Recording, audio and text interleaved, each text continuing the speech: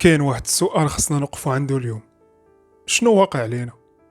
هاد الصراحة الفتنة والانقسام اللي ولا كيبان في المجتمع ديالنا في هاد الوقت ولا كيخلع. كنشوفوا تصرفات وافكار ما كناش متعودين عليها. كل نهار كنشوفوا السبان والتنمر والاحتقار والعنف والتشهير والنزاعات كتبدا بكلمة وكتقدر توصل لحوايج اكبر من هاد الشي كامل.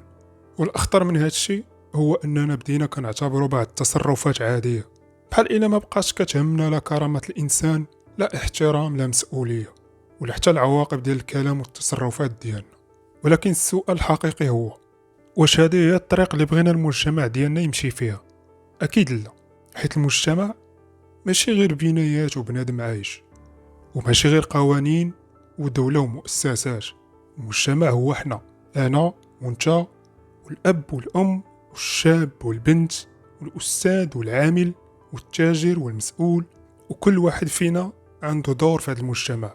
اليوم بالخصوص الدور ديال الشباب هو الأهم. علاش؟ حيت الشباب خاصو يكون قدوة للجيل اللي طالع، والشباب اليوم هما وليدات الأمس. نفس النظرة اللي كانوا والدينا كيقولوا على هاد الوليدات هما شباب المستقبل والجيل اللي غادي يحمل المشعل المجتمع غدا. أكيد خاصنا نكونوا قدوة للأطفال اللي كيكبروا اليوم، حيت هما اللي غادي نكونوا آباء وأمهات ومسؤولين ومواطنين ديال المستقبل. يعني إلا بغينا مجتمع سليم غدا، خاصنا من دابا نربيو جيل واعي، جيل يعرف يفرق ما بين الحرية والفوضى، وبين القوة والعنف، وما بين الاختلاف والكراهية، ما بين أنك تعبر على الرأي ديالك وما بين أنك تهين الإنسان الآخر. ومن أهم المبادئ اللي خاصنا نركزوا عليها هي كرامة الإنسان. الكرامة هي حق، أي إنسان عنده الحق يتحتار. تقدر تختلف معه وتقدر ما تعجبكش أفكاره وتقدر حتى ترفض الموقف ديالو، ولكن هاد الشي كامل ما يخليكش تجرحه ولا تهينه وتحطم القيمة ديالو قدام الناس. وهنا خصنا نسولو راسنا، واش الاختلاف ولا عندنا سبب الكراهية؟ واش إلا ما اتفقتيش مع شي واحد خاصك بالضرورة تهاجمه؟ واش إلا غلط شي واحد خصنا نحكمو عليه ونحطموه؟ واش مواقع التواصل الاجتماعي عطاونا الحق نقولوا أي حاجة بلا حساب؟ الحرية بلا مسؤولية كتقدر تولي فوضى، والكلمة اللي كتكتبها في ثواني ممكن تبقى في الذاكرة ديال الإنسان سنوات. ممكن كلمة منك تحطم واحد نفسيا، وممكن العكس. وكلمة محترمة منك تقدر تكون سبب في أنك تعاون إنسان وتشجعه وترد ليه الثقة في راسه. لهذا الوعي الحقيقي ماشي أنك تكون قادر تجاوب وتهاجم. الوعي الحقيقي هو أنك تعرف إمتى تهدر وكيفاش تهدر وإمتى تسكت.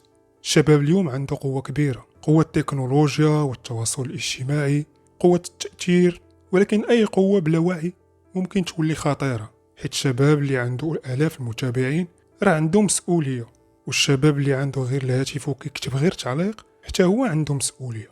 ماشي ضروري تكون مشهور باش تأثر، ممكن كلمة منك توصل لعشرات الناس، وممكن تصرف بسيط منك يكون قدوة لشي طفل كيشوفك. وهنا كنرجعوا النقطة الأهم، هاد الأطفال اللي كيكبروا بيناتنا اليوم شنو غادي يتعلموا منا؟ واش غادي يتعلموا منا أن اللي مختلف علينا خصنا نسبوه؟ ولا غادي يتعلموا منا أن الاختلاف طبيعي؟ واش غادي يتعلموا أن القوة هو أنك تتغلب على الآخر؟ ولا غادي يتعلموا أن القوة الحقيقية هي أنك تقدر تضبط راسك؟ واش غادي يتعلموا أن الإنسان كيتقاس بالفلوس وبالشكل وبالمنصب وببعض المتابعين؟ ولا غادي يتعلموا أن الإنسان كيتقاس بالأخلاق ديالو والمبادئ ديالو؟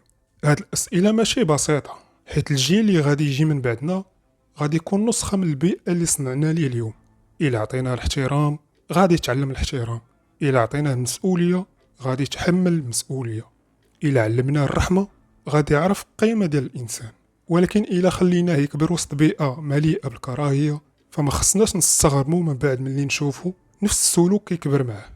لهذا المسؤولية ماشي غير على الدولة، وماشي غير على المدرسة، وماشي غير على الأسرة. المسؤولية علينا كاملين.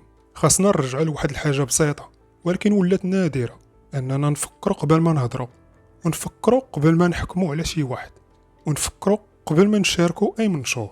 وفوق هذا الشيء نفكروا في العواقب، حيت المجتمع ما غاديش يتصلح بالسبان والكراهية. المجتمع كيتصلح بالوعي، التربية والاحترام، وبالناس اللي كيحسوا بالمسؤولية. إلا كان شي واحد اليوم كيسول شنو نقدر ندير من جهتي، الجواب هو بسيط: بدا براسك، احترم راسك واحترم الناس، وعلم ولادك وبناتك قيمة الاحترام. إلا اختلفتي مع شي حد ناقشو باحترام، وإلا شفتي شي تصرف غلط ما تزيدش تشعل النار، حاول تكون جزء من الحل ماشي جزء من المشكل. حيت التغيير الحقيقي ما كيبداش من الناس الاخرين، كيبدا من كل واحد فينا. يمكن واحد بوحدو ما يقدرش يبدل المجتمع كامل، ولكن مني كل واحد يصلح جزء مسؤول عليه فالمجتمع كامل غيبدا يتبدل. اليوم الشباب المغربي عنده فرصة كبيرة، فرصة باش يكون جيل مختلف، جيل واعي، جيل كيستعمل التكنولوجيا باش يبني ماشي باش يخرب، جيل كيختلف ولكن ما كيكرهش، جيل كيعبر ولكن ما كيجرحش، جيل قوي ولكن القوة ديالو ما كتكونش على حساب الكرامة الآخرين.